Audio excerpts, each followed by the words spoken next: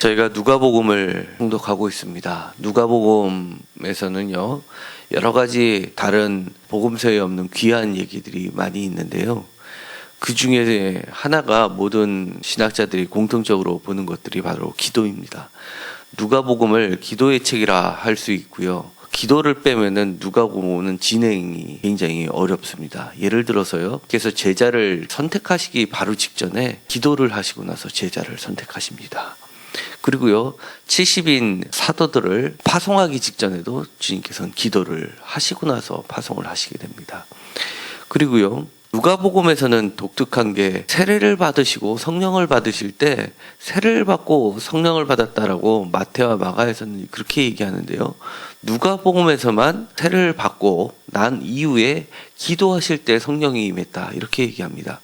예수님의 공생애는요, 기도로 시작하셨고요, 또 마치실 때도 기도로 마치는 것이 바로 누가복음입니다. 예를 들어서 십자가 위에서 두 강도를 보면서 마지막까지 구원하시기 위해서 하셨던 두 기도, 그리고 자신의 영혼을 맡기나이다 라고 마지막으로 하셨던 말도 기도문으로 되어 있습니다. 외마디 외치는 소리가 아니라 기도로서 기도의 형식을 따라서 드렸던 것으로 누가복음은 그렇게 전하고 있습니다. 예수님의 일대를 전부 다 얘기하면 기도로 시작해서 기도로 끝냈다고 해도 과언이 아닐 정도로 그렇게 누가복음에서는 기도가 중요합니다. 마태와 마가에서는 전혀 언급이 되어 있지 않는데 문둥병자를 고칠 때도 누가만이 한적한 곳에 머물러 있다가 기도하기 위해서 있었다가 손을 대고 문둥병을 고쳐주시고요. 사람들이 몰려오니까 그것을 피해서 기도하기 위해서 하시는 장면이 나와 있습니다. 변호사사건도 마찬가지로 마태복음에서는 그렇게 나와 있지 않은데 누가복음에서만 기도하기 위해서 산에 올라가셨고요. 기도하던 중에 변형이 되셨다, 이렇게 되어 있습니다. 기도할 때 우리 성도들로 하여금 질적인 변화를 일으키게 하는 요소가 바로 기도다라고 얘기해 주는 게 바로 누가복음입니다. 주님께서 오늘 읽었었던 본문 주기도문을 가르쳐 주시는 것도요, 누가복음에서만 제자들이 예수님께 묻게 됩니다. 우리에게 기도의 모범을 가르쳐 달라고, 어떻게 기도하면 좋겠냐고 하면서 세례 요한도 제자들에게 기도를 가르쳐 주셨는데 예수님께서도 저희들에게 기도를 가르쳐 달라고 하면서 기도의 모범을 알려달라고 하면서 부르니까 그것의 응답으로서 주기도문을 가르쳐 주시는 걸로 되어 있습니다. 반면에 마태복음에서는요, 너희들은 중언부언하지 말라, 외식하는 자들처럼 하지 말라, 이방인들처럼 기도하지 말라라고 하면서 기도를 아주 간결하고 심플한 기도, 하나님이 응답하시는 기도를 마태복음에서는 얘기를 하고 있는데, 이렇게 누가복음에서는 기도의 모범으로서 우리 모든 성도들이 따라야 할 형태로서 이 기도의 모습을 알려주시고 계십니다. 비유의 얘기가 누가복음에서는 굉장히 많이 나오는데요. 여러 가지 비유 중에서 누가복음에서는 기도에 관련된 독특한 비유들을 많이 가지고 있습니다. 예를 들어서요, 밤중에 찾아온 친구의 비유가 있는데요. 굉장히 밤늦게 찾아와가지고 계속 귀찮게 두드리니까 그 친구가 들어주는 그런 비유입니다. 하물며 이렇게 얘기합니다. 하나님의 기도 응답은 다른 데서처럼 대부분의 기도 응답은 하나님께서에 대해서 주체적으로 기도 응답하시는 걸 나타나 있는데요. 이 누가복음의 비유에서는 독특하게 이 간청하는 자의 입장에서 바로 기도의 비유를 들고 있습니다. 그러니까 우리가 간절히 기도하는 것, 그리고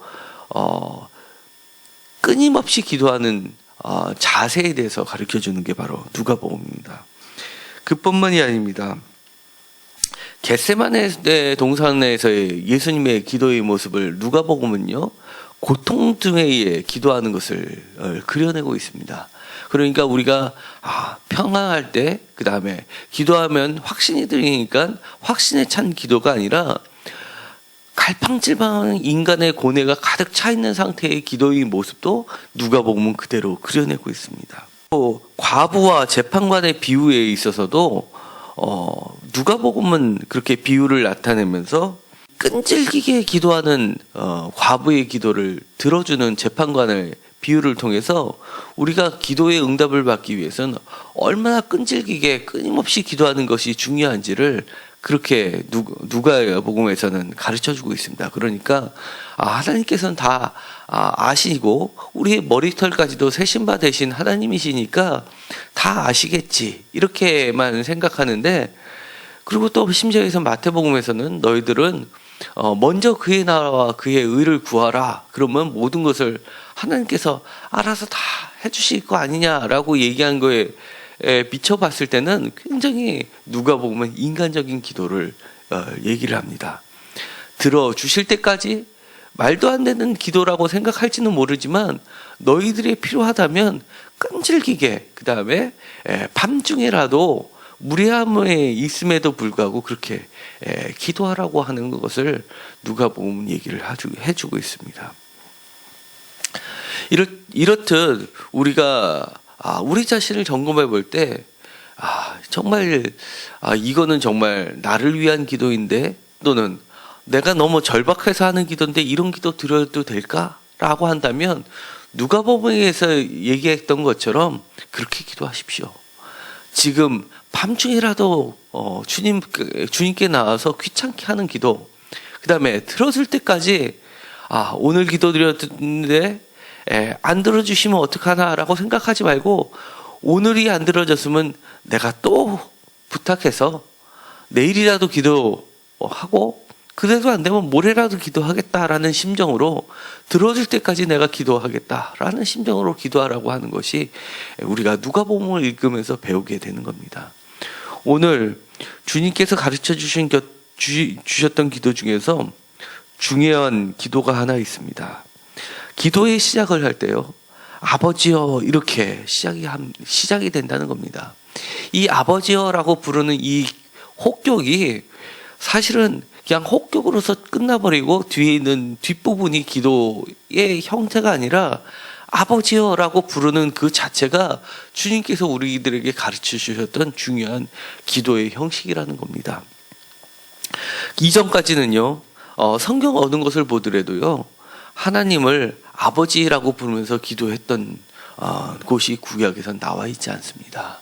오직 주님께서만 직접적으로 하나님을 아버지라고 부르시면서 기도를 하셨고, 나아가서는 우리들도 하나님께 대해서 직접적으로 아버지여라고 부르면서 기도하라는 것입니다.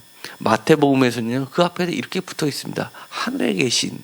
그렇지만요, 주님께서 마지막으로 십자가 위에서 드렸던 기도도 아버지여라고 먼저 부르시면서 내 영혼을 아버지의 손에 부탁하나이다 하는 것처럼, 이 아버지여 앞에 아무것도 붙여 있지 않은 그야말로 절박했을 때 외마디 외침처럼 즉각적으로 나오는 외침, 그리고 아기가 아빠에게 부르짖는 그런 너무나 당연하게 요구할 수 있는 그런 것, 또는 매우 친밀하게 부를 수 있는 그런 기도의 자세, 형식, 이런 것들을 바로 주님께서는 요구하고 계시는 겁니다.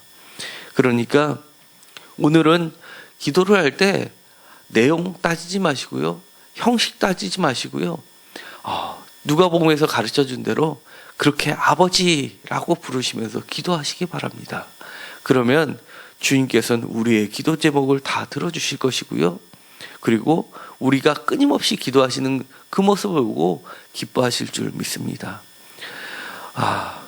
언제 기도하냐고요? 누가복음에서는 언제 기도라고 되어 있지 않습니다. 누가복음에서는요, 다른 복음서와는 다르게 한적한 곳에 기도하는 장소에 대해서도 나와 있고요, 그 다음에 이른 아침에라는 부분도 나와 있지만요, 누가복음에만 있는 게 뭐가 있냐면 철야기도가 나와 있습니다. 그러니까 누가복음은 장소를 구애받지도 않고요, 시간에 대한 구애도 없다는 것이 누가복음의 특징입니다. 그러니까요, 주님처럼 제자를 고르시거나 사도를 파송하거나 또 십자가에 달려 돌아가시기 직전이든지 인생의 중요한 때마다 여러분들과 저는 기도하기만 하면 됩니다. 문제가 해결되지 않았다면요, 한번 생각해 보십시오. 누가복음에서는 이렇게 얘기합니다. 내가 무엇이 잘못이 있느냐라고 묻기 전에 너는 기도했느냐라고 묻는 것이 바로 누가복음입니다. 그러니까 오늘만큼은 일단 기도만 하시기 바랍니다. 기도하고 마치기로 하겠습니다. 하나님, 기도를 빼놓고는 누가복음을 우리는 생각할 수가 없음을 다시 한번 깨닫게 됩니다. 누가복음을 통해서 예수님을 기도의 모범이고 우리들이 따라야 할 기도의 선생으로 되어 있습니다. 주님께서 아버지여 부르면서 기도했던 것처럼 우리도 아버지여 하고 기도할 수 있게 하시고, 또 주님께서 비유로 누가복음을 통해서 들려주셨던 것처럼 무리한 기도, 끈질긴 기도, 그 다음에 형식에 구애받지 않는 외마디 기도, 그리고 무엇보다도 하나님을 아버지라 부르는 친밀한 기도가 되게 하여 주옵소서. 중요한 때마다, 중요한 시점마다 주님께서는 기도하셨던 것처럼 우리도 무시로 기도할 수 있게 하여 주옵소서. 우리의 기도 응답이 이루어질 때까지 끊임없이 기도하는 우리 모두가 되게 하여 주옵소서. 예수님의 이름으로 기도드렸습니다.